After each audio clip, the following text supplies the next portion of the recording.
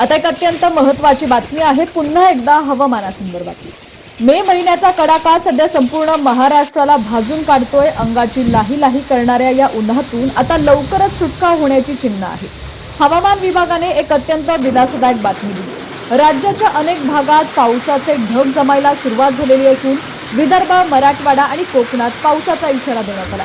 विशेषतः विदर्भातील काही जिल्ह्यात तर मुसळधार पावसाचा अंदाज असून इथे ऑरेंज अलर्ट जारी करण्यात आला। कुठे पाऊस पडणार आणि कुठे सतर्क राहण्याची गरज आहे पाहूया सविस्तर या व्हिडिओच्या माध्यमातून। पण त्याआधी तुम्ही जर चॅनलला सबस्क्राइब केलेलं नसेल, फॉलो केलं नसेल तर आपल्या हक्काच्या HPN मराठी न्यूज चॅनलला नक्की फॉलो करा, सबस्क्राइब करा, जेणेकरून HPN मराठी न्यूज चॅनलचे अपडेट्स लवकरात लवकर तुमच्यापर्यंत पोहोचण्यास नक्कीच मदत होईल। विदर्भात सध्या सूर्याचा पारा चढलेला असला तरी आता इथे पावसाचं सावट आहे। 4 मे म्हणजेच आजपासून विदर्भात पावसाला सुरुवात होईल।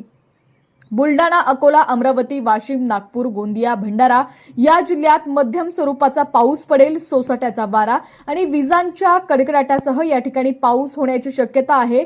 या सर्व भागांना येलो अलर्ट देण्यात आलेला आहे। तसंच यवतमाळ, वर्धा, चंद्रपूर, गडचिरोली या भागाला ऑरेंज अलर्ट देण्यात आलाय। या 4 जिल्ह्यांसाठी हवामान विभागाने ऑरेंज अलर्ट दिलेला आहे। याचा अर्थ इथं वादळी वाऱ्यासह मुसळधार पावसाची दाट शक्यता आहे।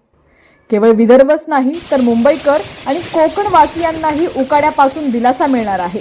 मुंबई, ठाणे, रायगडसह रत्नागिरी आणि सिंधुदुर्ग या पट्ट्यात पावसाची शक्यता वर्तवण्यात आली आहे। कोकणात विजांच्या कडकडाटासह वादळी पाऊस पडू शकतो। पर्यटकांनी आणि मच्छीमारांनी समुद्रात जाताना काळजी घेण्याचं आवाहन प्रशासनाकडून करण्यात आलंय। मराठवाड्यातही पावसाची एंट्री होणार आहे। विशेषतः धाराशिव आणि लातूर जिल्ह्यात पावसाचा अंदाज असून इथं ऑरेंज अलर्ट जारी करण्यात आला। गेल्या काही दिवसांपासून या भागात तापमानाने 40 अंशांचा टप्पा पार केला होता, त्यामुळे हा पाऊस तापमानाचा पारा खाली आणण्यास मदत करेल। पावसाचा अंदाज असला तरी नागरिकांनी काही गोष्टींकडे लक्ष देणं गरजेचं आहे। विजा चमकत असताना झाडाखाली किंवा मोकळ्या मैदानात थांबू नका। शेतकऱ्यांनी आपला शेतीमाल सुरक्षित जागी झाकून ठेवावा। इलेक्ट्रॉनिक उपकरणं अनप्लग करा। वादळी वारा असल्यास जुन्या इमारती किंवा पत्र्यांच्या शेडपासून लांब राहा। तर आज रात्रीपासूनच राज्यात अनेक ठिकाणी पावसाच्या सरी कोसळण्याची शक्यता आहे। या पावसामुळे उकाड्यापासून दिलासा मिळेल हे नक्की, पण या वादळाचा सामना करण्यासाठी सतर्क राहणं ही तितकंच महत्त्वाचं आहे। हवामान विभागाच्या प्रत्येक अपडेटसाठी पाहत रहा HPN मराठी न्यूज।